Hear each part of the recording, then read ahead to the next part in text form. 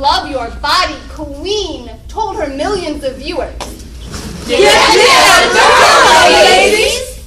That's why I only told a few of my closest friends I was really trying for a natural birth.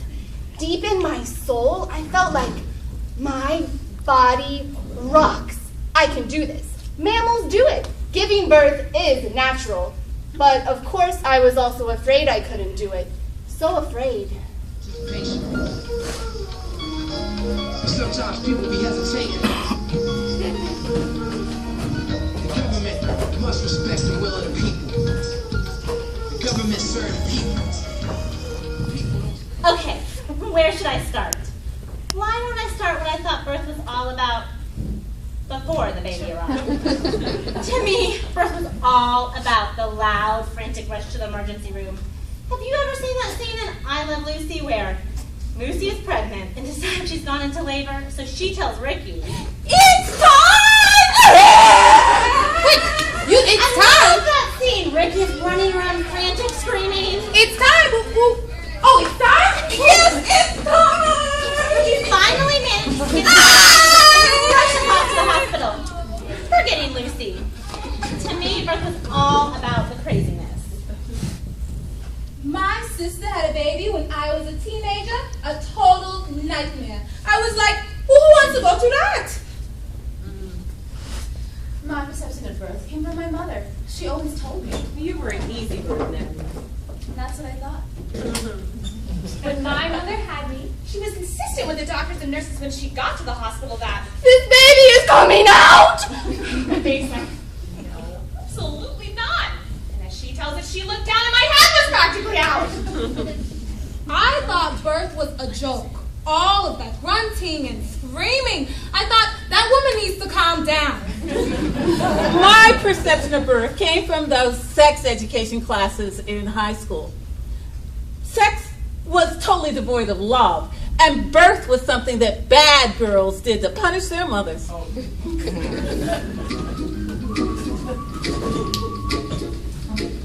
Okay, my first birth. I thought I was prepared for my first birth. But when the time came, me and my husband were completely unprepared nervous wrecks. We were living in New York City at the time, and our neighbor had her baby at a birth center, so I thought, I'm going to be one of those savvy New York women and have my baby at a birth center, too. I couldn't wait to give birth. First thing you should know about me is that I am a type A career person. I work a 30-hour, 80-hour week. By the time I got pregnant in my 30s, I found out that Western medicine does a lot of inducing. And they often do episiotomies on the woman they induce. It's all in the medical research. It's hard to find, but I found it. And I did not like what I read. There was no way I wanted to be cut, so the first thing my OB wrote on my chart was Fear of episiotomy. just about every night before I go to bed, I find another alarming fact about vaginal birth. So that's when I started thinking, C-section. My husband wanted me to. Who wants to see the area you find sexual ripped apart? He wasn't the only one encouraging me. I had several OB friends, and they all told me, Get the planned C-section, Beth. That made me think. If they were staying away from vaginal birth, maybe I should too. Of course, midwives know all about the old natural birth thing, but I didn't want a midwife. There was no way I was going to deliver in bath water. I find home births kind of disgusting. My sister accidentally gave birth at home, and my friend read somewhere that a woman gave birth in an elevator, and somebody bit off her umbilical cord. Ooh. Oh, that's disgusting. I like the idea of birth being clean. I told my OB I don't want any surprises. So the second thing he wrote on my chart was Good candidate for a planned C-section. plant. That sounded great. You know, normally I'm the ultra-natural woman. I buy organics. I do prenatal yoga for all 9 months. But with birth, I thought maybe I don't have to be so ultra-natural. I decided to have the C-section because, number one, the episiotomy thing. And number two, the time of year. Time of year. I knew I was due January 6th. I didn't want to get caught in a snowstorm and not make it to the hospital on time. Nobody's biting off my umbilical cord. The hospital birth class I took, it was a bit of a joke and it scared a lot of women. The instructor kept showing us pictures of women giving birth, and she'd say, Isn't this scary? I mean, come on, that's not the best thing to say to a room full of pregnant women. I remember one woman who was very upset after class one night. She was very upset. I told her, as a woman, you rock. You rock. Don't let anybody make you think otherwise. Women always say, oh, don't forget about the pain. Trust me, even with an epidural, you don't forget the pain of a baby coming out of you. How could you forget the sensation that a baby is coming out of your butt? Nobody tells women this, believe me. You'll never forget the pain of a baby coming out of your butt. I always thought, how could a baby possibly come out of my vagina? But when I gave birth, even though I know where it came from, that it sure didn't feel like it. Now I told every pregnant friend the truth, that she's going to swear the baby's coming out of her other end. Your butt. Yes, your butt. It's like the worst bowel movement you can imagine. It's like a steam engine coming out of your butt. Burning. Powerful. And you're belly. Oh, terrific. I was all belly. I never thought I'd have a baby. I never played with dolls. I wasn't focused on that. I was a feminist. Volunteered at Planned Parenthood. Definitely anti-establishment. And then the lesbian biological clock struck. I was approaching 40 and I wanted to be pregnant in a big physical way. My partner, Deb, didn't feel the same urge, but after a long car trip to the Sierra Nevada mountains, she agreed. A year later, I was pregnant. Now, even though my girlfriend and I had done the whole feminist health thing, had 2 midwives as friends, and thought that doctors did not respect women, I still wanted a medical experience for my baby. Now, I wanted to be within an arm's length of an epidural and a C-section. Now, my friends didn't really agree with my choice, but that's just who I am. I wanted the epidural.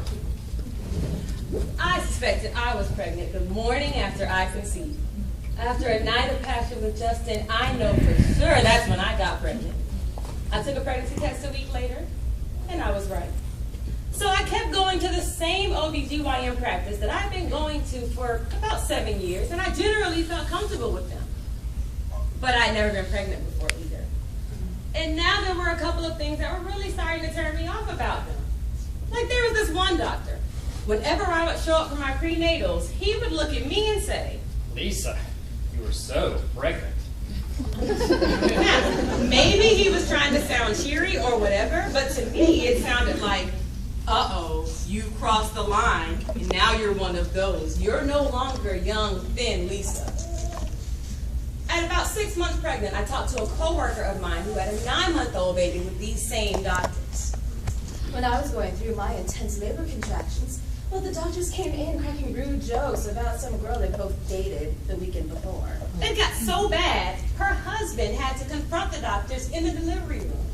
Now, she was 38, and they convinced her that she was this big, big risk. But I heard the apprehension in her voice when she told me the final outcome. I guess I really needed a C-section.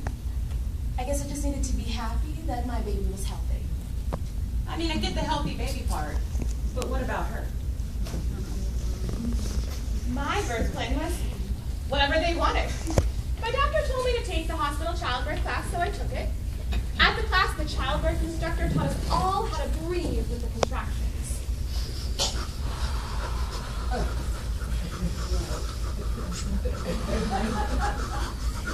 And then she showed us this kooky film called Birth in the Squatting Position. Yeah, Birth in the Squatting Position. The film showed these rural women in some poor country giving birth naturally, squatting, of course. We all laughed as we watched it. I couldn't connect how a woman like me in the modern world could give birth to my baby like this. With the baby hairs on his head.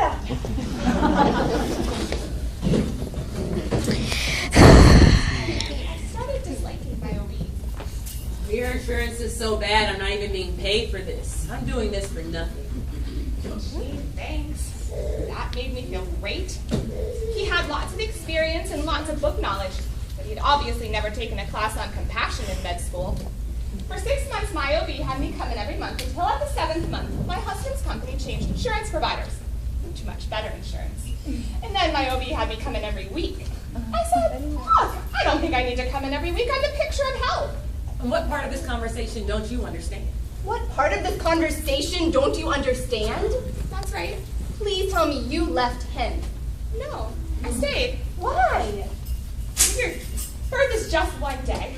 How bad can it be to be around somebody you don't like for just one day?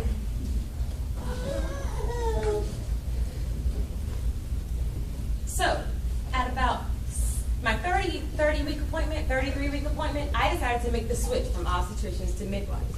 I mean, midwives seemed like the perfect choice for me. So I wanted the most liberal midwives I could find. I went and I found these earth motherly granola-looking midwives. And at our orientation, they trotted out in their purple crinkle cotton tops and Birkenstocks.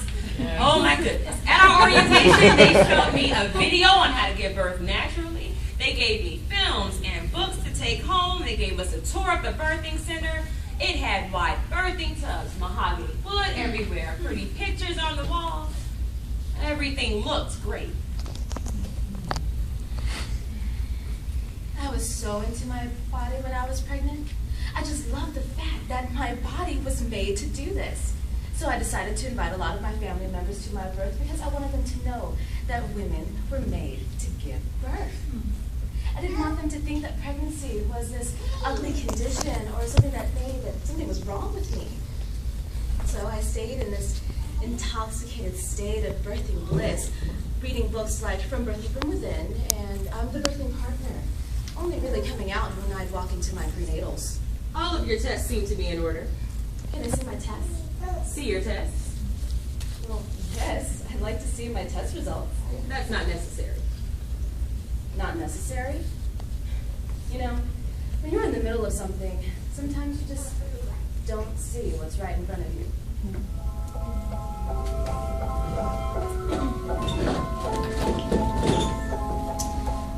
Okay, here's the juicy bit. The part every woman knows is coming. Dreads, fears, loves. Birth! My water broke around 2 in the afternoon. My heartbeat started racing. I thought, this is it, Jillian. Grab the bags. I called my husband. Meet me at the birth center. Now! I took a cab.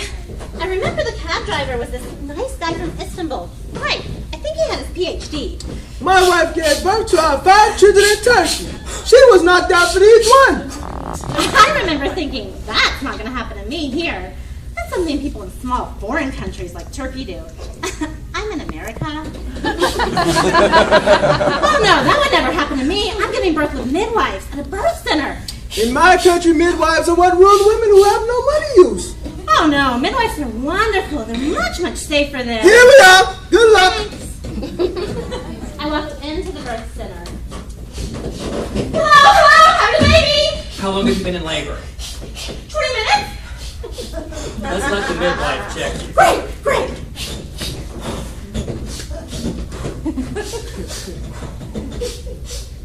Julia, you're 1 centimeter. I think you need to go home and get some sleep.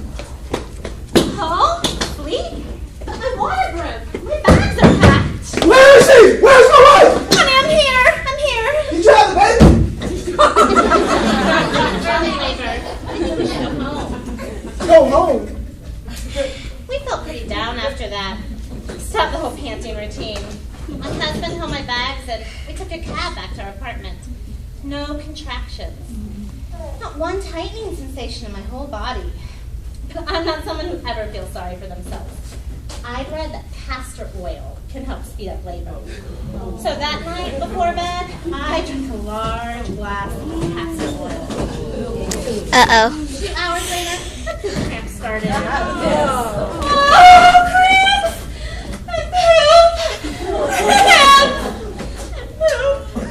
You get the picture. By 11 that evening, we were back in the birth center. This time, I was in full labor. This time, the panting was for real. Oh my God, it hurt like hell! Oh, no! Oh my God, where's the midwife? Check me! Can somebody check me? Oh!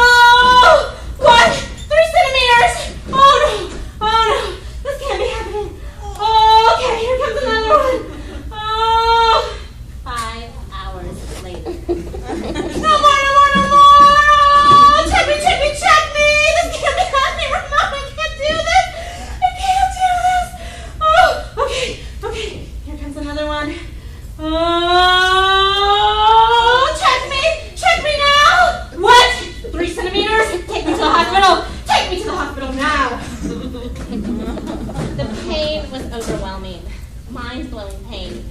I was exhausted and dehydrated. Really, at that point, I wanted a hospital. Hello, I need an epidural! Is someone going to give me an epidural? You're the anesthesiologist? Good. I need an epidural right now. Oh my God, you're not going to give it to me. Kill me. Take the baby. Give it to Ramon. I need this. Thank you.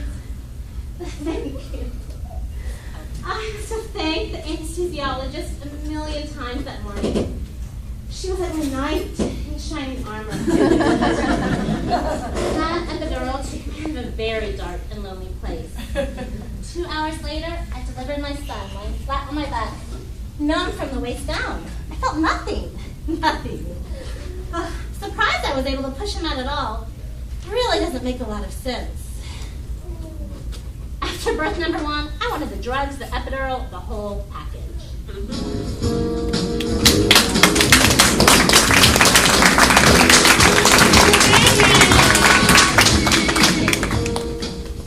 I know most women spend their pregnancies trying not to have a C-section, and here I was planning one. But it made sense to me. I decided to do a C-section 8 weeks into my pregnancy at my second doctor's visit. My OB stats on C-sections and episiotomies were high, so I thought if this guy has such high stats, why would I even attempt a vaginal delivery? My OB never talked me out of it, and I figured if he wasn't saying no, then okay, this made some sense. I believe in the right for a woman to choose how she wants to have her baby. We're definitely on the same page. I can't say my OB was this warm and fuzzy guy. He wasn't going to ask me how I felt about being pregnant or anything like that. He was a very numbers science person. My prenatal visits were very factual. I got on a scale, peed in a cup, spoke to the doctor for a few minutes. He didn't even remember my name or my husband's name for the first 4 or 5 visits, but I didn't really care.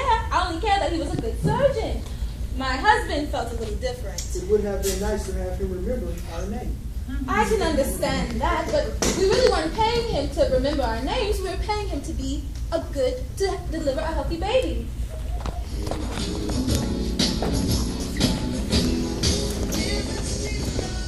Maybe I should have left my doctor's office because I didn't like him. But I just kept thinking the way I'm being treated is normal. Everything will be okay. It's just one day. I got an ultrasound the day before I went into labor. Sandy, this is going to be a big baby. Definitely an 8-pounder. This kind of scared me a little bit. But again, I thought birth is just one day. I went to bed early that night, and at 3 a.m. my water broke. Wild contractions started immediately. It felt like they were coming from my back and wrapping around my lower body. It was like I'd been hit by a truck and was seeing stars.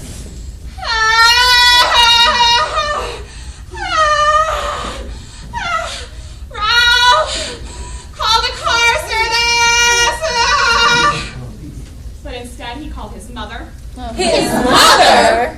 That's right, I'm here awing and awing and saying, I'm ready, let's go.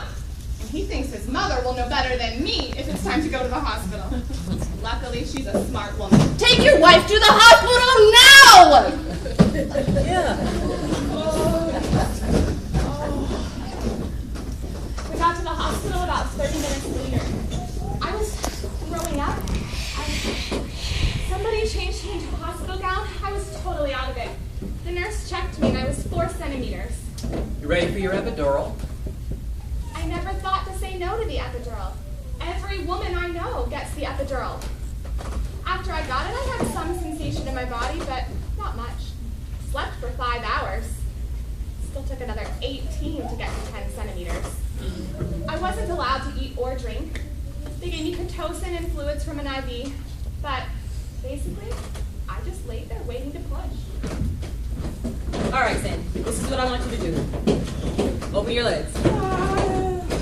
Wider. No. Wider. Okay. It hurts. But it doesn't hurt. You've had an epidural. Now, come on. Open your legs wider. Okay. I'll try. You can do better than try. I can do better than try. Who do you think he was? Now, lean back. Lean back? But I want to stand. You can't stand. You have had an epidural. Now, lean back. I know I've had an epidural. If only I had trusted my body. If I had some clue that I didn't have to follow all of the rules, that the rules were there to protect him and his hospital, not me. I know I had the epidural. I know that I couldn't literally stand, but my body wanted to stand. It was telling me to stand, not to open up my legs like stretched out scissors. He made me feel like that was the rule. Like I had to open up my legs as far as possible, whether I liked it or not. I pushed for an hour, propped up a little, but basically flat on my back. The monitors told my OB and nurses when to tell me to push. Push! 1, 2, 3, 4, 5, 6, 7, 8, 9, 10. Don't push! Push! Don't push! Breathe. Push? Don't push? Breathe? I was like, what? What do I do? I had no one to focus on, and everybody was telling me something different, and I was getting mad. Push! 1, 2, 3, 4, 5, 6, 7, 8, 9, 10. Don't push! Push! Don't push! Breathe. And then the words every mother dreads. The baby's heartbeat is dropping. The baby's heartbeat is dropping? We need to do a C-section. I'll prep for a section. C-section? No! I want to push! My body wants to push! No. You can't push this baby out. This baby could be 11 pounds. You can't push an 11-pound baby out. That's funny. He had told me the day before that my baby weighed 8 pounds. How did my baby gain 3 pounds overnight? And what was my baby's heartbeat anyway? I don't know. I never thought to ask for a number. But there weren't any loud noises on the monitors, and it certainly wasn't an emergency because I laid on a gurney in a hallway for 30 minutes, waiting for them to push me into the OR. And then right after my baby was born, the anesthesiologist said to me, Don't cry. Don't cry? How can I not cry when my baby was just born? Well, it's important that you not cry because you could choke. I could choke. Well, excuse me for crying at the birth of my first child. And then, after they pulled my baby out, she scored a 9 on her APGAR. A 9 out of 10 on the test that indicates how healthy she is. She scored a 9 in an hour before she was going to die. I don't buy it. Another thing I don't buy, my baby's weight. My 11-pound baby weighed in at 6 pounds, 6 ounces. I trusted my doctor. I really thought he knew better than me. After the section, my mom and Ralph were waiting in the room for me. Andy, I'm here, honey. It's gonna be okay. Mom, I really need you. Please hold me.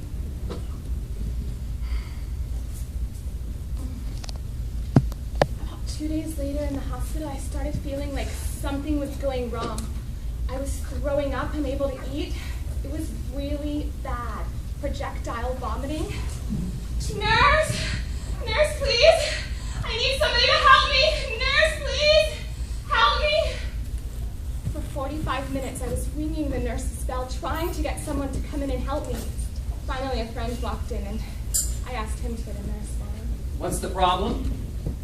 What's the problem? I've been sitting in my vomit for almost an hour, and my stomach muscles have just been sliced open, making it almost impossible for me to stand. Do I need a better problem? I felt like a bad patient. I finally wasn't following all of the rules. I screamed at the nurse.